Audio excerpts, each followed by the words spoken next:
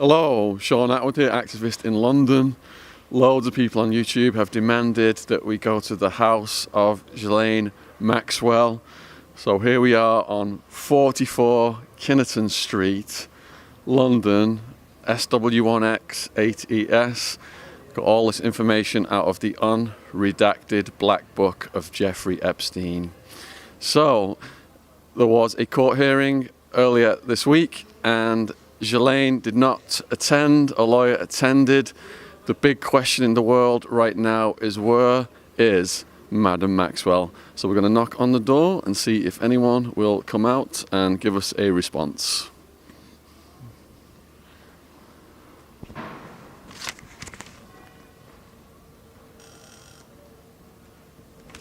So it's rang. This is supposed to be the residence where Prince Andrew was filmed in front of the White Banister. So if the door gets opened, try and get a shot of the White Banister if you see the White Banister behind me. And you saw someone go in earlier, didn't you? I did, yeah. And what did that person look like? Blonde woman in her 30s. A blonde woman in her 30s. Okay. Doubt that they want any media attention right now. They're probably calling security as we speak. Let's give it a little knock.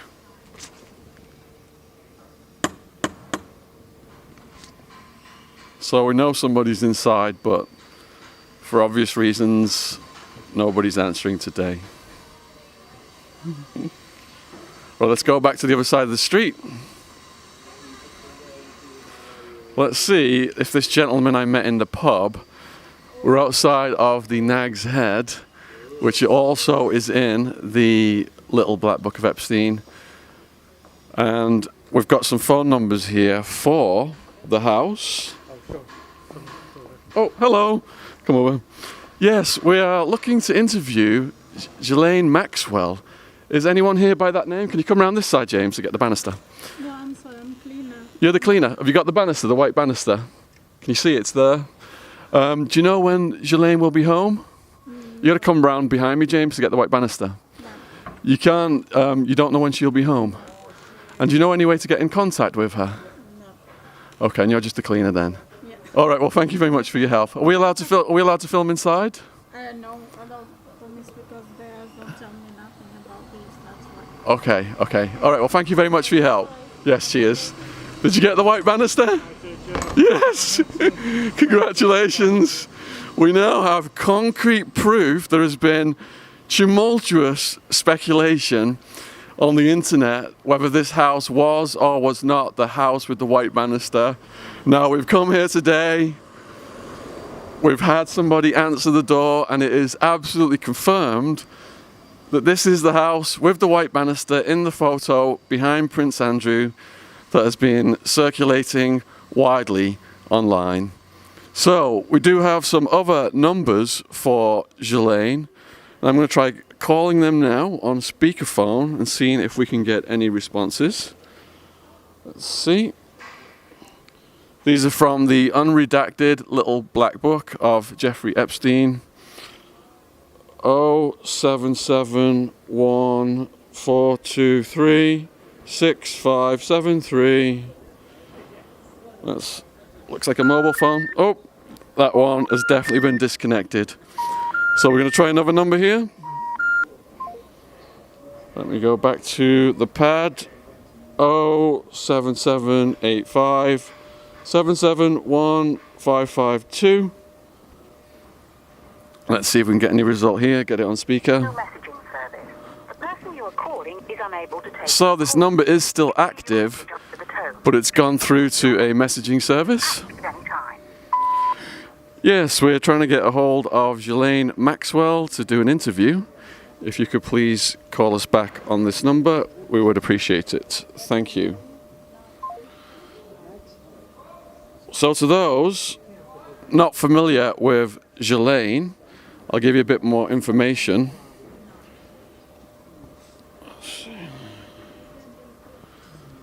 So Ghislaine was born in December 1961. Youngest child of Robert Maxwell. So when I was growing up, Robert Maxwell, publishing tycoon, he was the big rival with Rupert Murdoch. but he mysteriously died off the Canary Islands, I think, in the boat, the yacht, that he named after his daughter. Just letting this van pass. So after Robert Maxwell's death, Ghislaine moved to 1991, and that's when she ended up in a relationship with the financier Jeffrey Epstein. She founded the ocean advocacy group, the Terramar Project, in 2012, and she did a TED Talk actually on her interest in conserving the seas and the oceans. I watched the TED Talk this morning, and she talks about diving to a great amount of depth, and she was hoping to discover some unusual sea life down there, but what she found was a coat hanger, and she said that incentivized her to put out this charity work for, we're seeing somebody coming out of the house now, 44 Kinnerton, getting securely locked. If anyone else comes and goes to the house, we will get over there very quickly, and you will be fully informed of what's going on. As I was saying in the TED Talk, this is what she said, that she dived right down and found a coat hanger, and that motivated her to get out and start saving the seas and the oceans. But as we know, a lot of this was a cover story for the child, because in the statement by Virginia Roberts is saying in court that not only was Maxwell a of underage girls, but also participated in sex with Jeffrey and underage girls, with Prince Andrew and underage girls, and with Jean-Luc Brunel, who was the for Epstein out of France. I recently did a video on him, how he 12-year-old triplets for Epstein as a birthday gift, and they performed upon him.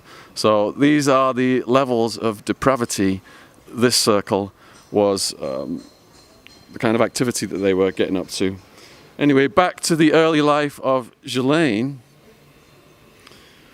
So she was a prominent member of the London social scene in the 1980s.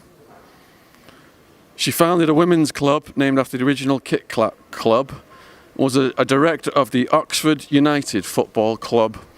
Now, a lot of the Maxwell kids ended up going to Oxford University. Here in England, Oxford and Cambridge, the two most prestigious universities. She worked at the European, which was a publication of her dad's, had started. And according to the Times, in 1986, Ghislaine's father invited her to visit his new yacht in a shipyard in Holland to celebrate its christening in her honour as Lady Ghislaine. And this is the yacht, the boat that Robert Maxwell went to sea on and ended up. His body was discovered in the water. Hello, are you a local person? Are you working around here? Okay, you don't want to be interviewed.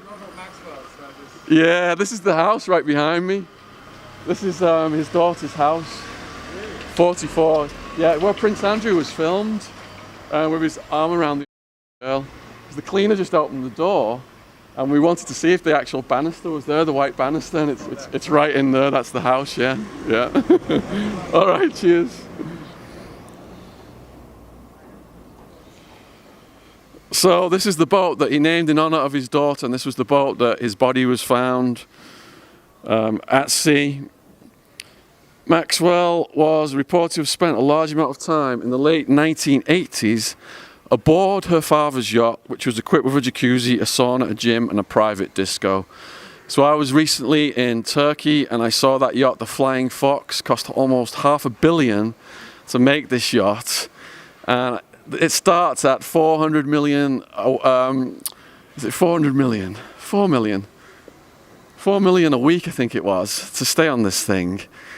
And when I was looking at the Flying Fox, and I was imagining these are the kind of circles that these girls that were being by Epstein and Maxwell and Jean-Luc Brunel, I was imagining these are the kinds of circles that they were putting those girls on. I passed an island called Olive Island. You know, there's no police there. They're on these yachts. They're away from land. I was just imagining the isolation and the helplessness of some of the victims. So, the Scotsman stated that Robert Maxwell also had tailor-made a New York company for Ghislaine, which focused on corporate gifts and was not profitable. Times reported that Maxwell flew to New York on 5th of November 1990 to deliver an envelope on behalf of Robert Maxwell that, unknown to her, was part of a plot initiated by her father to steal $200 million from Berlitz shareholders. So Robert Maxwell, he was in the news all the time back then. As a kid, what I didn't know was he was a major scam artist, looting pension funds, doing massive financial fraud, and you know all this came about, and then his body was found at sea. So there's been non-stop mysteries and drama surrounding the Maxwell family. After her father purchased the New York Daily News in January 1991, Ghislaine was sent to New York City to act as his emissary. In May 1991, Maxwell and her father took Concorde on business to New York, where he quickly departed for Moscow and left her to represent his interests at an event honouring Simon Wiesenthal. So, Robert Maxwell has been tied to various intelligence agencies, Russian intelligence, the Mossad, British intelligence, and many people, including David Icke, believe that those relationships were passed down to his daughter, and Ghislaine was engaged in a blackmailing operation by getting these elite people, politicians, business owners, in compromising situations with. According to the statements of victim Virginia Roberts, she said that Epstein was definitely trying to get power over Andrew, and we believe that the recordings are out there, and the big question, as well as where Ghislaine is right now, is where are these recordings of these elite people that were taken by Epstein on his island, in these residences, and possibly on the Lolita Express as well. In November 1991, Robert Maxwell's body was found floating in the sea near the Canary Islands, and his luxury yacht, Lady Ghislaine. Immediately following his death, Ghislaine flew to Tenerife, where the yacht was stationed to attend to his business paperwork. Though a verdict of death by accidental drowning was recorded, Maxwell has since stated that she believes her father was murdered. So in all these scenarios with Epstein, the hyoid bone was broken in his neck, which is common with him being strangled, not with being hung. The guards that were supposed to be watching him conveniently fell asleep right before the murder went down. And there's just too many coincidences for us to believe that this was an act of. It's absolutely ridiculous, and we see a pattern of this throughout all of these weird deaths. So Ghislaine herself said he did not commit suicide. That was just not consistent with his character. I think he was murdered. After the death, he was found to have fraudulently misappropriated the pension assets of Mirror Group newspapers. So here in the UK, you've got the Sunday Mirror, you've got the Daily Mirror. These were the tabloids of choice. Back when I was a kid, it was the Sun and the Mirror were the two main tabloids of choice. And this was the company that he ran, in which he had a large share of ownership to support its price and was disgraced. There were reportedly over £440 million in the pension fund, which is $500 million US. Just going out of the way of let this vehicle by real quick.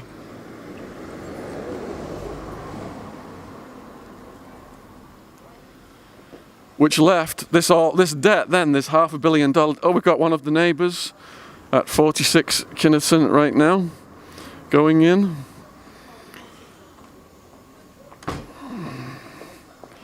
So this debt left the Maxwell family and the British government liable to 32,000 employees that Robert Maxwell had fleeced. So Ghislaine Maxwell moved to the US in 1991, get away from the heat of all of the situation in this country. She was photographed boarding a Concorde to cross the Atlantic, which caused outrage amidst the pension scandal due to the high flights of the costs on the aircraft. So Ghislaine, prolific, and her charity to save the oceans and to save the seas, she said she wanted to encourage young people to get out there, save the oceans and save the seas. Again, all this stuff is a front, and we see these double standards, we see the hypocrisy in the behavior.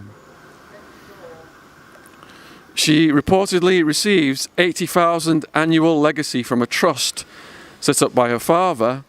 In 1992, she had moved to an apartment of an Iranian friend overlooking Central Park. At that time, Maxwell worked as a real estate officer on Madison Avenue and was reported to be socializing with a crowd that included Ivana Trump and Adnan Khashoggi's son. She rose to wider prominence as a New York socialite. So next section is her association with Jeffrey Epstein. So Maxwell first met Epstein in early 1990s at a New York party following a difficult breakup with Count Gianfranco Cicogna of the Saga Hotels clan. Ghislaine had a romantic relationship with Epstein for several years in the early 1990s and remained closely associated with him for decades afterwards. So her finances were down, Epstein's finances were up. We believe this money that Epstein had was not from a legitimate purpose. How does a school teacher, a groundsman at a school, go to having this multi-million net worth? We believe this money was coming from the operation, as well as going back to the Iran-Contra scandal, coming in, CIA facilitated, and weapons going back out of the country. We believe he was a huge front for that money and a huge front for Leslie Wexner. It seems that Wexner was just parking some of his cash, small change to him because he's got so much money, in Epstein's accounts. The nature of their relationship remains unclear. In a 2009 deposition, several of Epstein's household employees testified that Maxwell had a central role in both his public and private life, referring to her as his main girlfriend, who also handled the hiring, supervising, and firing of staff starting around 1992. And we also know what else she handled, the coordination of from all over the world, not just going out and young people who are on the streets of New York, telling them, we've got a guy, I want you to go and do a massage, you'll make $200 or $300. But this massive operation from Eastern Europe, from France, people who are poor and desperate, coordinating this operation with Epstein and Jean-Luc Brunel. Jean-Luc Brunel, who has completely disappeared off the face of the earth now, may possibly been killed in the manner of Epstein, because in a conspiracy case of this magnitude, the can of worms Epstein was going to open, that pressure now falls on the other co-defendants, the co-conspirators, and Ghislaine and Jean-Luc are at the top of that conspiracy. So they are a threat to the people who have been filmed in these operations, the elites, and I imagine that something very bad is going to happen to both of them. At the very least, long terms of incarceration, long prison sentences. Maxwell had a central role. She'd also been referred to as Lady of the House by Epstein's staff and as his aggressive assistant. And in the testimony by Virginia Roberts refers to Ghislaine as the madam of the operation. That's why in numerous of my YouTube videos I've been referring to Ghislaine as Madam Maxwell. She was hiring, firing the staff, lady of the house. In 2003, Vanity Fair profile on Epstein, Vicky Ward stated that Epstein referred to Maxwell as my best friend. Ward also observed that Maxwell seemed to organise much of his life. Anywhere else in the world, if someone had such serious charges levied upon them, they would have been SWAT team raided for being part of such a huge criminal conspiracy. But when it comes to people who've got this much wealth and political pull, one law for them and one law for normal people. Hopefully an indictment is going to come down soon and there will be some arrests. So Maxwell attracted press coverage for a friendship with Prince Andrew, Duke of York, second son of Queen Elizabeth II, who attended social functions with her in New York. And it's believed that Ghislaine was the door opener for Epstein to have these relationships with the royals. In 2000, Ghislaine and Epstein attended a party thrown by Prince Andrew at the Queen's estate in Norfolk for Maxwell's 39th birthday. I also did a video. There was a party in a royal party, and not only was Epstein present at this royal party, but Harvey Weinstein was present as well. And through further research into Jean-Luc Brunel, we are learning now about the ties between Jeffrey Epstein and Harvey Weinstein. Different methods of operation, but both complete and utter beasts. Epstein had the pyramid scheme. He's got all these group people out, the children for him, and then judging them with himself and encouraging the elites to get in compromising situations with them. Weinstein was more of a lone wolf character. Weinstein focusing on the starlets. I recommend you watch this documentary, Untouchable. It will break your heart when you see and hear the victims. Focusing on the starlets, he'd say, look, I've got a hotel room. They get there and they think that they'd have their own hotel room, and he'd say, yeah, I'm sharing the hotel room with you. Just come up, we'll have a business chat. And once they got him in the hotel room, he would get naked or just try and grab them or just be really forceful with them. And some of them would run out. One had night blindness. She ran right down the fire escape, even though she couldn't see anything. She was so terrified. And when she got to the bottom, the staff said, have you come from the fourth floor? Because he had a pattern of doing that. Some of them just froze. One of the poor victims said, look, in movies you see victims and there's kicking and screaming, but I just froze, and next thing, you know, he's got my knickers down, he's performing on me and he's inside me. And I just felt so ashamed. A lot of the victims felt that they played a role in it and they felt so ashamed. That's why they never said anything for years until multiple victims came out on the Weinstein case. So back to Maxwell. She has been photographed with Bill Clinton, Donald Trump, Alan Dershowitz, and watching the Weinstein doc as well. He was filmed, photographed with Bill Clinton, Hillary Clinton. It's all just one big dirty circle. In 1995, Epstein renamed one of his companies the Ghislaine Corporation. In Palm Beach, Florida, the company was later dissolved. So, getting up to more recent events in the Epstein case for people who are unfamiliar, Epstein, in the first round of indictments, he got this sweetheart deal. In 2008, he was convicted of solicitation and serving 13 months in he got of an 18-month jail sentence. Now, by criminalising the victims, as their testimonies couldn't be used in court, Ghislaine, in this case, actually she was included in the plea bargain that the co-conspirators could not be criminally prosecuted. So they all got a pass. Not only did Epstein get a pass in this sweetheart deal, all of the co-conspirators got a pass as well. And he was basically, during that incarceration, he was out on work leave. And even during his most recent incarceration, before he got he was spending most of the day in legal visits with his team. And he was telling his team he had all these numerous strategies that he was looking forward to getting released again. So he was completely confident of getting out. There was no way he was in a mindset of he was going to kill himself. He was telling his legal team there was a double jeopardy strategy.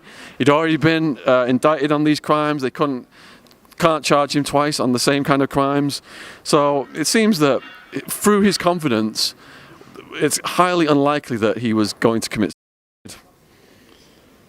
Following his release from jail, you'd think that some of these elites would have disassociated with him at this point, but Prince Andrew went back out there against the wishes of the royal family, and it's the fact that he went out after it was clearly known that this guy was a king, that the royals, you know, have got this scandal of the century right now blowing up worldwide because Prince Andrew went out there, backed Epstein up.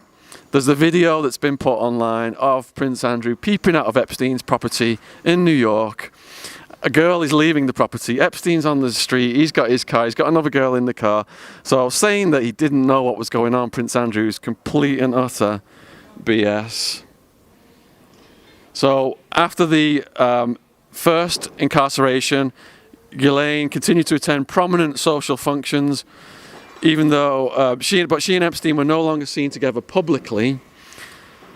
By late 2015, Ghislaine had largely retreated from attending the social functions.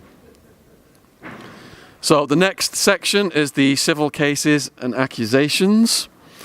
So the civil lawsuit made public in January 2015 contained a deposition from a woman identified as Jane Doe 3 that accused Ghislaine of having recruited her in 1999 when she was a minor to have sex with Epstein. A 2008 expose by Julie K. Brown in the Miami Herald revealed that the victim, Jane Doe 3, was Virginia Roberts. And I've done numerous videos on the actual statements from Virginia Roberts detailing the with Epstein, Prince Andrew, Dershowitz, the of Jean-Luc Brunel. So if you're interested in those videos, in the description box below this video is a playlist to all of my Epstein videos, and you will find links right there to all of those other videos if you want to hear exactly what Virginia Roberts said. So continuing with the allegations then, Virginia met Ghislaine at Trump's Mar-a-Lago club in Palm Beach, Florida, where Virginia was working at the time. She says that Ghislaine introduced her to Epstein, after which she was by the two of them for his pleasure, including giving her lessons in Epstein's preferences during or. So one of the allegations from the statements of Virginia Roberts is that the children that were in the art of fulfilling all of the needs of the various powerful people, I should say powerful people, who came within Epstein's criminal organization. So Maxwell Ghislaine repeatedly denied any involvement in Epstein's crime. Deny, deny, deny. That is the standard strategy of everybody involved in this case. I said at the beginning, whoever denies the most has got the most guilt. We saw Bill Clinton come out right away, say he only flew 4 times, when he actually flew almost 30 times with Epstein. You saw Dershowitz, he's on the news constantly, deny, deny, deny. You know, these are the guys we need to be looking at the most about their involvement. In 2015 statement, Ghislaine rejected allegations that she had acted as a for Epstein and denied that she had facilitated Prince Andrew's acts of abuse. Her spokesperson said that the allegations made against Ghislaine are untrue and that she strongly denies allegations of an unsavory nature which have appeared in the British press and elsewhere, and reserves the right to seek redress at the repetition of such old, defamatory claims. So she's falling back on the out now that this case was closed at the first round of indictments, the plea bargain, the sweetheart deal. But no, those victims came forward. The journalist we mentioned, the very brave journalist for the Miami Herald, I believe it was. How a lot of this came about, she was interviewing prisoners in Florida, and she started to notice amongst these female prisoners a common theme, that they'd been and that they've been involved somehow in Epstein's operation. And the fact that all these victims were in prison was a light bulb moment for her. So she decided to investigate this much further. So props to the Miami Herald for really, putting the pressure on and getting all of this exposed. So Virginia Roberts sued Maxwell in federal court in the Southern District of New York in 2015. And it's the statements that I've been getting from that court case that I've been putting online. So we've got specifically Virginia Roberts' words about the king. She asserted that Ghislaine and Epstein had her and other often at parties hosted by Epstein at his homes in New York, New Mexico, Palm Beach, and the US Virgin Islands. Ghislaine called her a liar. Virginia then sued Ghislaine for defamation. While details of the settlement have not been made public, in May 27, the case was settled in the favor of victim Virginia Roberts, with Maxwell paying her millions. She's got the way of this black cab, an old English black cab going by. One of the strategies that these elite deviants use when they know they're going to get caught in the act, they find out that the victims, when they go to the lawyers, they offer them non-disclosure agreements. So if you have been, for example, by Bill Clinton, and you get a lawyer, and your lawyer then goes to Bill Clinton's lawyers, and Bill Clinton says, hey, I'm going to pay you so many millions, I just don't want you to ever say anything to anyone in the world about this case, otherwise you'll be in violation of this non-disclosure agreement. Harvey Weinstein, in the documentary Untouchable, his early victims, before it got more heavy for him and he ended up getting indicted properly, his early victims he paid off, non-disclosure agreements, huge settlements. The question is, when these settlements are being made over and over again, you think that Weinstein would have learned his lesson and stopped this abhorrent behavior, but no. Weinstein's attitude was, I can just pay these people off and just keep more women. So again, we're seeing this pattern with Epstein, these non-disclosure agreements. So according to the New York Times, by 2016, Ghislaine was no longer being photographed at events. In April 2016, the New York townhouse where she had lived was sold for $15 million. By 2017, her lawyers claimed before a judge that they did not know her address. They further said that she was in London, right here, right behind me now. Here we go, the London residence. And we have confirmed today the white banister. That is such a amazing thing that the door was open to us. We thought that no way was the door going to be open today, and we have confirmed the white banister. We're going to have to do a single clip on the white banister saying white banister confirmed, filmed today here in London. The very banister that Prince Andrew was stood behind. So in April 2016, townhouse sold for $15 million, moved to London. They did not believe that she had a permanent residence. Now, I've got the unredacted black book. Props to the person who sent me that. And in the unredacted black book, there are multiple Maxwell names and addresses and phone numbers in London. There are numerous siblings in the Maxwell clan. And at the end of this video, on a separate video, we will run down the entire Maxwell clan and give you their histories and where they are. There's been tragedy and fortune amongst them all, which is no surprise. So in another case, this is Sarah Ransom versus Epstein and Maxwell. In 2017, Sarah Ransom filed a suit against Epstein and Maxwell, alleging that Maxwell hired her to give massages to Epstein and later threatened to physically harm her or destroy her career prospects if she did not comply with the demands at his mansion in New York and on his private Caribbean island, Little St. James. The suit was settled in 2018 under undisclosed terms. This year, April 16th, a new accuser came forward, Maria Farmer, went public and filed a sworn affidavit in federal court in New York, alleging that she and her 15-year-old sister had been abducted by Epstein and Ghislaine in separate locations in 1996. According to the affidavit, Maria had met Ghislaine and Epstein at a New York art gallery in 1995. The affidavit says that in the summer of the following year, they hired her to work on an art project in billionaire businessman Leslie Wexner's Ohio mansion, where she was then arrested.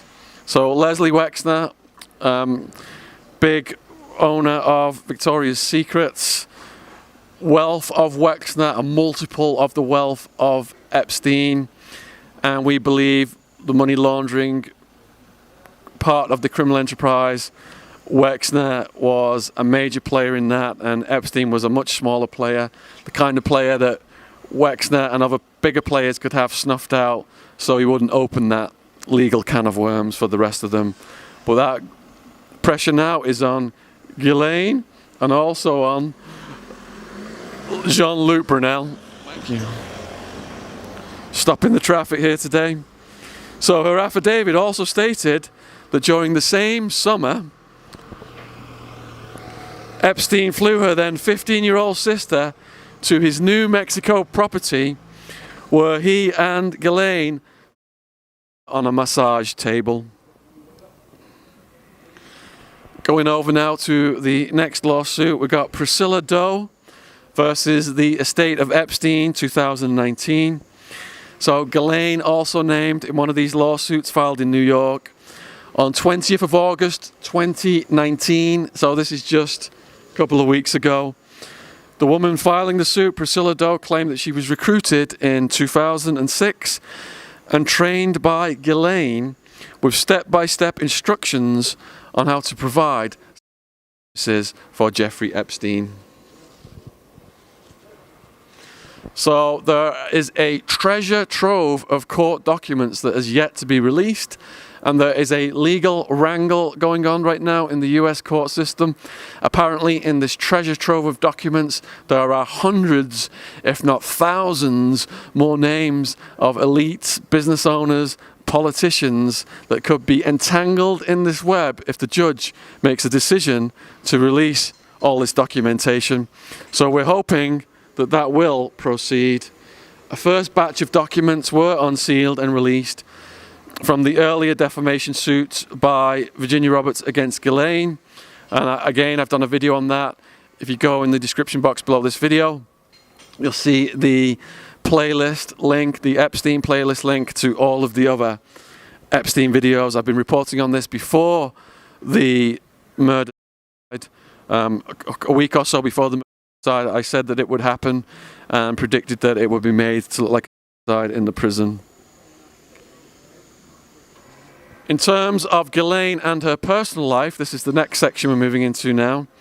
So Newsweek has stated that Ghislaine had Robert Maxwell's charisma, and watching her do her TED Talk, it's taken off the official TED website, but you can still find it on YouTube if you put in Ghislaine Maxwell's TED Talks. It had 500 dislikes when I looked at it this morning and tens of thousands of views. You can see that she is a witty and a charismatic and articulate speaker. Definitely does have that charisma. Since at least 1997, she had maintained a residence in Belgravia, London, and this is the residence that we are filming outside of presently. There are other residences in the area that family members are located at according to the Little Black Book, and if we've got time, maybe we will try and go to some of those residences, give a knock and see if anyone will come and answer. So in 2000, Maxwell moved into a 7,000 square foot townhouse on East 65th Street, less than 10 blocks away from Epstein's New York mansion. And you'll see that the money to pay for this came from Jeffrey Epstein. The house was purchased for $4.95 million by an anonymous limited liability company with an address that matches the offices of Jeffrey Epstein and Company. Representing the buyer was Darren Indyke, Epstein's longtime lawyer. Following her personal and professional involvement with Epstein, Ghislaine was romantically linked for several years to Ted Waite, founder of Gateway Computers. She attended Chelsea Clinton's wedding in 2011 as Waite's guest. And I've said from the very beginning, my first video on this I think was, will Bill Clinton have Jeffrey Epstein in prison to avoid Lolita scandal? Over and over again we see an enmeshment with the Clinton family. Ghislaine helped Waite obtain and renovate a luxury yacht, the Plan B, and used it for travel to France and Croatia before their relationship ended sometime around late 2010 or early 2011. In August 2019, reports surfaced that Ghislaine had been seen living in Manchester by the Sea, Massachusetts, in the home of Scott Borgerson. I saw some footage with Scott. He was mobbed by the media, and he was saying that there was no way that Ghislaine was in the property, and he was leaving the property, and he wanted everybody to leave him alone. Maxwell and Borgerson were described as having been in a romantic relationship for several years. Locals in the town of Manchester by the Sea stated that Ghislaine had kept a low profile, went by the name G instead of her first full name, and had been seen on several occasions walking a Vizsla dog along the beach. A neighbouring property manager relayed that Maxwell and Borgerson were a couple and had been seen repeatedly running together in the mornings, jogging. Borgerson stated in August 2009 that Maxwell currently did not live in that home and he did not know where she was. So Maxwell Ghislaine was involved in the Terramar project. In 2012, she founded the Terramar project, a non-profit organisation that advocated the protection of the oceans.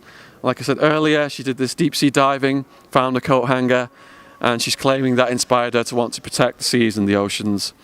She gave this lecture for Terramar at the University of Texas at Dallas. The TED Talk was in 2014 in Charlottesville. Ghislaine accompanied Stuart Beck, a 2013 Terramar board member, to 2 United Nations meetings to discuss the project. But on 12th of July 2019, the Terramar project announced closure less than a week after charges of King were brought by New York federal prosecutors against Epstein became public. An associated UK-based company, Terramar UK, continues to exist with Maxwell as a director. So Epstein researchers out there, if this company still exists, Terramar UK, that may be an avenue to look into. So what we're going to do next is we're going to move over to the family relationships. Shaun Attwood, London-based activist here outside the property of Ghislaine Maxwell in London.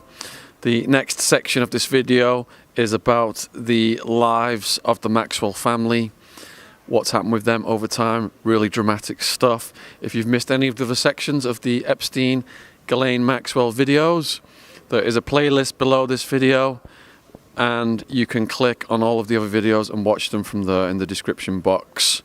So, I grew up with Robert Maxwell. He was major headline news in this country. All of a sudden, he dies at sea. There's this mystery. You've got sudden death, you've got huge fortunes being made and lost, and a shattering legacy for the children that he left.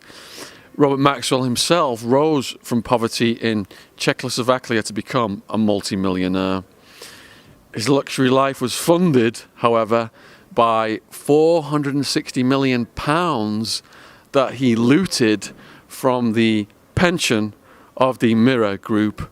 Tens of thousands of workers got their pensions stolen from them. Tragedy hit Ghislaine's oldest brother, Michael. Robert and Betty Maxwell's firstborn fell into a coma aged 15 after a car crash in 1961 and died 8 years later, never having regained his consciousness. That's really sad.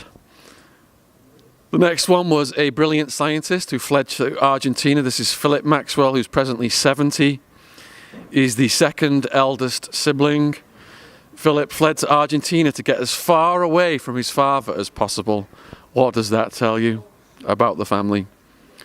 Poor Philip, as his friends always knew him, was a brilliant scientist and mathematician who won a scholarship to Balliol College, Oxford, aged just 16.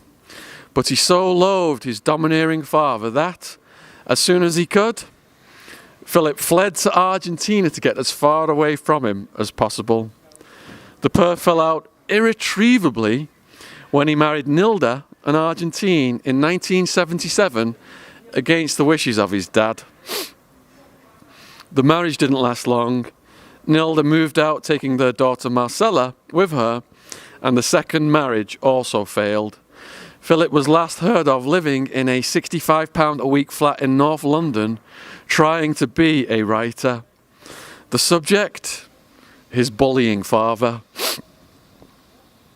We're going to go down the black book and see if we can locate Philip. Perhaps we can get Philip on camera doing an interview if he's doing this expose on his bullying father. The next sibling was Anne Maxwell, who's presently 69, Ghislaine's eldest sister. When her fledgling acting career floundered, her father's reaction was, "What have you and Pope John Paul II got in common? You're both ugly, and you're both failed actors." This is the kind of father that they had. Terrible. Having studied Italian and French at Oxford, Anne trained as a teacher, married an osteopath, and is now believed to be a hypnotherapist in Surrey, practicing under another name. So I live in Surrey. Maybe I can do some further research and locate Anne Maxwell and get her input on the situation. She has kept out of the limelight since her father's death at the age of 68. Like I said earlier, he was found floating in the Atlantic Ocean off the Canary Isles after he went missing in 1991 off his private yacht named Lady Ghislaine, after Ghislaine Maxwell. Financially, some of the daughters did extremely well. One became a dot-com tycoon, Christine, 68, who was one of two twins. Christine and her twin sister Isabel made the Sunday Times rich list in 1999 after amassing their 100 million in the dot-com boom. She is the author of the Dictionary of Perfect Spelling, a book with 20,000 words aimed at secondary school pupils, and is married to Roger Molina, an astrophysicist at a French university. They have 2 sons and a daughter and split their time between a Spanish-style mansion overlooking San Francisco and the south of France.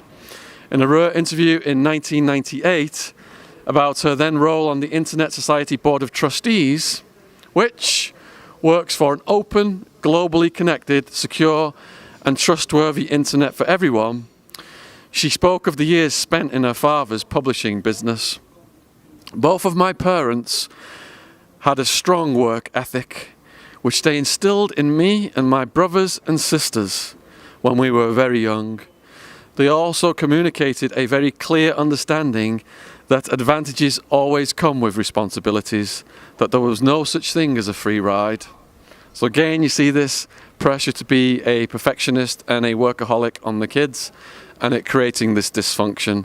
Such a dysfunction in Ghislaine that although she pursued philanthropic activity and purported to want to save the sea and the oceans, she ended up doing this horrific child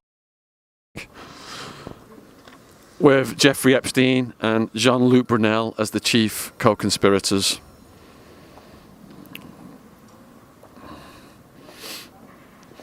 Another sibling was described as a fireball, and she lost 50 million in the dot-com bubble and wed an illusionist.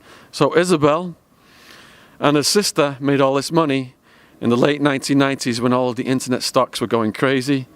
That's when I made a little bit as well. Once described in the Jerusalem Post as a fireball who is always in your face, Isabel was always the Maxwell to watch.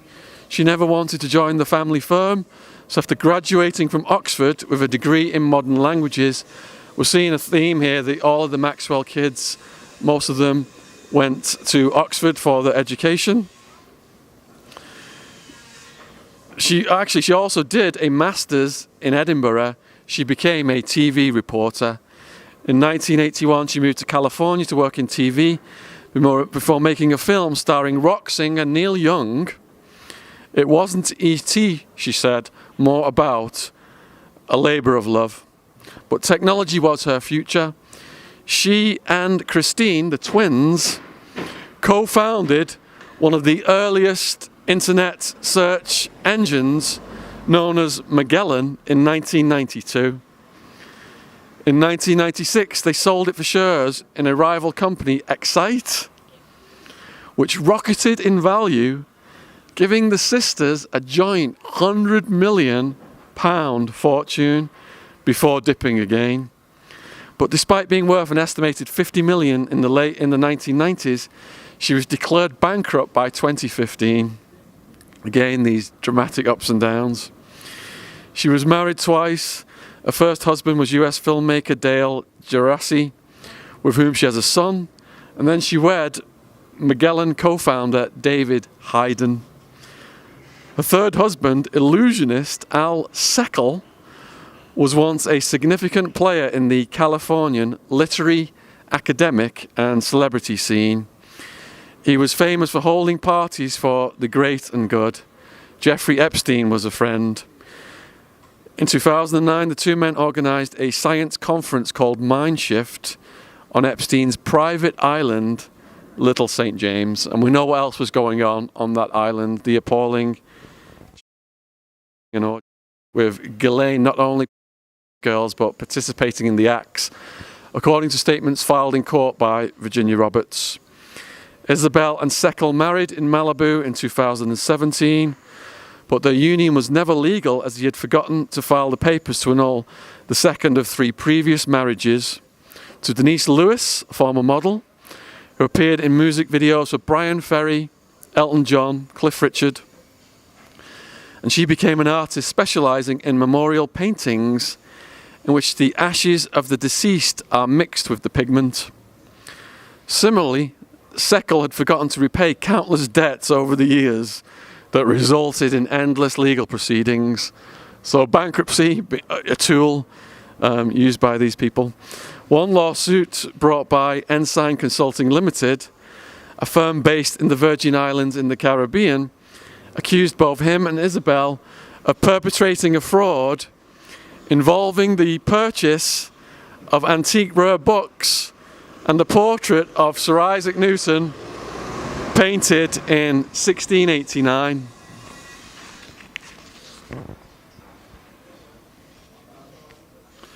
Here we go now with the tragedy. In 2015, Seckel was found dead below a cliff near their home in France's Lot Valley.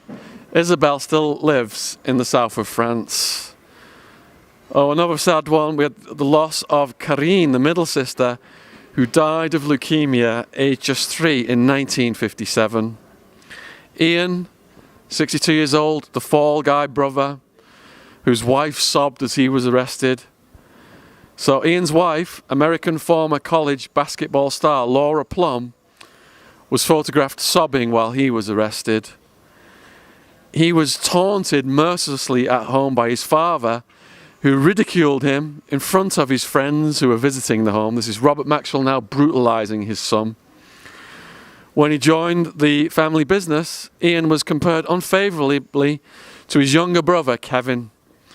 In the aftermath of their father's death, Ian, then 35, and Kevin, 32, assumed control of the company and stood trial for their part in their father's $460 million pension fraud, which he talked about in other parts of this video. They were acquitted, but the Maxwell name was tainted for years. Business opportunities were limited to overseas ventures. Ian's first wife was the college basketball star and model Laura Marie Plum. They met when she moved to London to help set up a TV cable company. They married in 1991, which was the year Robert Maxwell was found floating out at the sea, his corpse. The media attention put her under such pressure. On the day that Ian and Kevin were arrested, she was photographed sobbing. The couple subsequently divorced in 1996. Next, Ian married Tara Dudley Smith, the daughter of a jockey club steward and ex-army officer, but their relationship also ended. He found happiness with Cecilia French, 58, Director of Public Protection at the Home Office. No irony there. After pursuing business opportunities in property, energy and telecoms, mostly outside of the UK, Ian and Kevin said they felt the urge to do something for the greater good. 3 years ago, in the middle of the Greek financial crisis, they launched an organisation similar to the Prince's Trust in Greece, which has raised millions of euros and helped to launch several hundred businesses. So good to see that among the Maxwell clan there are some good eggs doing some genuine charity work. Kevin, 60, became biggest ever bankrupt case here in the UK. The cleverest son and the driving force of the family. He was deeply saddened by his father's death, saying that he missed his presence and his ability to dominate. He was totally awestruck by his dad, Robert Maxwell. But he was arrested and charged with fraud in 1992 after hundreds of millions disappeared from the pension fund. The only Maxwell sibling ever to express remorse in public for the fallout from Robert Maxwell's crimes, Kevin is quoted as saying, "The moral burden I will bear for the rest of my life." His first wife, Pandora Warnford Davis, called her father-in-law Robert the fat fraudster. In June 1992, Kevin was arrested and charged with fraud after the hundreds of millions disappeared. His wife appeared at the window of their home at dawn and shouted, "Piss off or I'll call the police," unaware that the early morning callers were the cops. In 2007, they divorced after 23 years and 7 children together. Pandora was last heard of living in Oxford, renting out a room through Airbnb. Soon after his arrest, Kevin became Britain's biggest ever bankrupt when a $407 million bankruptcy order was made against him. Oh, we got something coming to the property? The bankruptcy was discharged in 1995 following the mandatory 3 years. And after an Old Bailey trial that cost taxpayers $12 million in legal aid, he was acquitted of fraud later that year.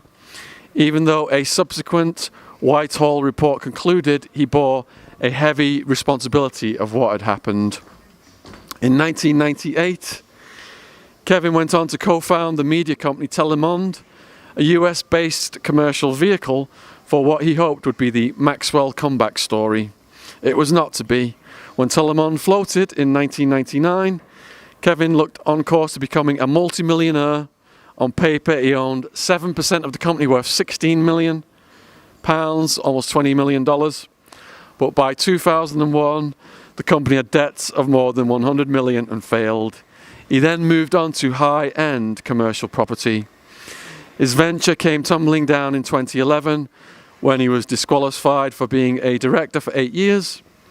The same year, Vincent and Robert Chengitz, two tycoons he shared an office with, were arrested by the Serious Fraud Squad.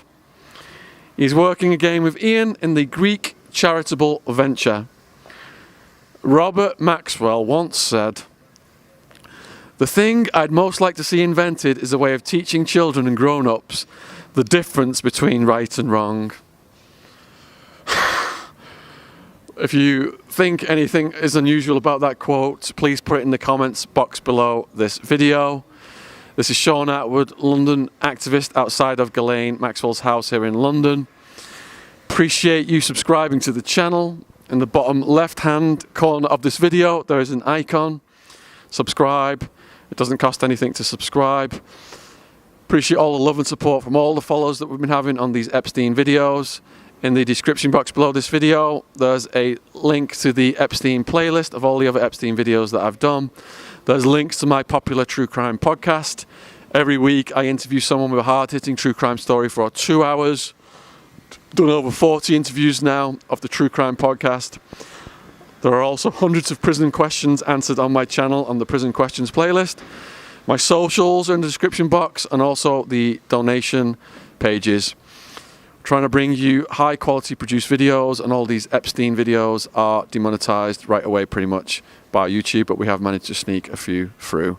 So thank you again for all of your support out there. Cheers from London, from outside Ghislaine Maxwell's house, 44 Kennington Street. Take care. Hello. Shaun Attwood, London-based activist and author on 44 Kennington Street, right outside of Ghislaine Maxwell's property. The property that it was speculated about Prince Andrew being in the white banister being behind him, and today we have confirmed that the door was opened and we filmed the white banister.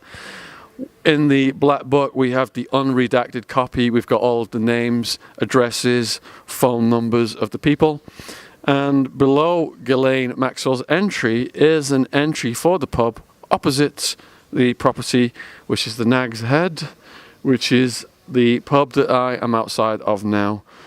There are numbers and names, and I have spoke to the proprietor of the Nag's Head today, and understandably many of the local people don't want to be interviewed because of the claims and Epstein's notoriety presently worldwide. But they have told me that there has not been much media at the property here unexpectedly, and perhaps that is part of the cover-up of the whole thing. Nobody has come down here and confirmed that the white banister was indeed in this house, 44 Kennington. It could have just easily been done like that, and we've come down here today and have indeed confirmed that the white banister was in there. The cleaning lady, she opened the door for us, she spoke to us briefly, and we will be posting that onto YouTube as a clip. So we're hoping you are enjoying these Epstein videos. If you want more, click in the description box below the video and you will find links to the entire Epstein playlist and all the other stuff that I'm doing on YouTube. Thank you. We have changed location in our video series in search of Madam Maxwell. We are on Condé Street, outside of the Condé Street flats, in Jeffrey Epstein's little black book unredacted, which I have in front of me, is an entry for E. Maxwell, 11 Lockmore House, Condé Street, London, SW1W9JX. So there are numerous numbers under E. Maxwell, some of which are in France. So we believe this is the property that Robert Maxwell's now deceased widow, Elizabeth, E for Elizabeth, nicknamed Betty. We believe that this is the property right behind me, Lockmore House, that the Maxwell family did own and possibly do presently own if it was inherited by one of the children. Just to give a little bit of background on Betty, who died at the age of 92 in France. It was Ghislaine who confirmed her death to the media.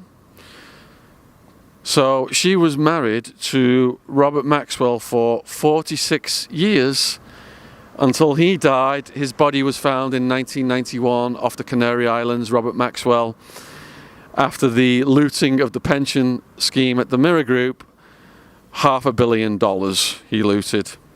His body was found floating in the Atlantic.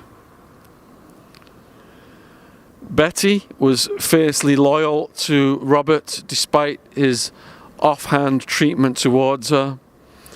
As her 1994 autobiography, A Mind of My Own, My Life with Robert Maxwell, made quite clear.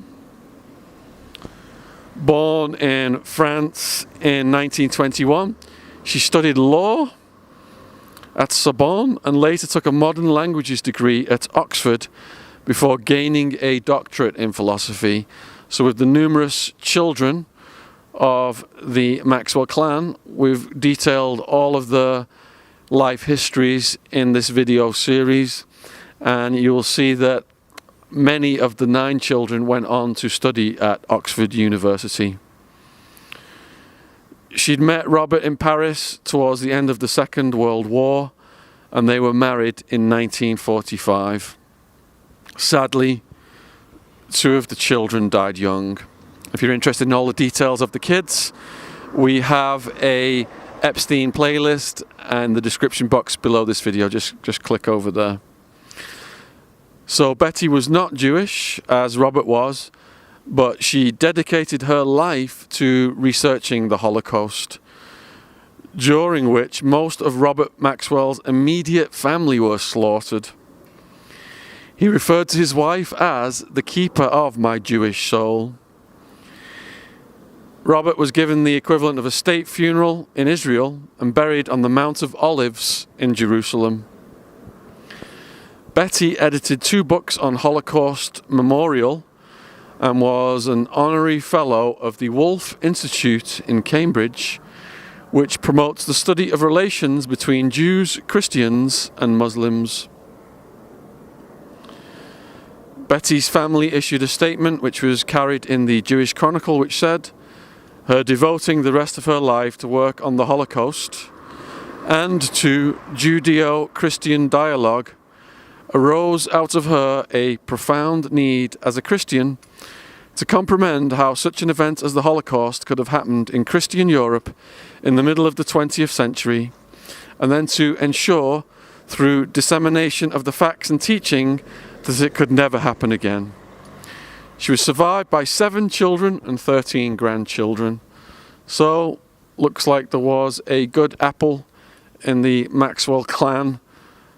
Sounds like that she really was doing all of that research for a genuine cause, and balance that against the tyranny of her husband, Robert Maxwell. It must have been really difficult for her. And it seems that his tyranny over the kids was what caused such a dysfunction in some of them, maybe partially responsible, a contributing factor, that many of them derailed, and Ghislaine derailed to the extent where she was involved in this heinous, and according to Virginia Roberts' statements, was actually involved in these kids with Prince Andrew, Lawyer Dershowitz, and other elite figures. So if you enjoyed this video series, please subscribe to the channel. Subscription icon is in the bottom left hand corner of this video. Appreciate all of your likes and comments, and also if you want to follow my socials, they're in the description box and all of the donation pages, as these Epstein videos are demonetized immediately by YouTube. I've only had a few manage to slip through the cracks. Appreciate all of your love and support. Cheers from London.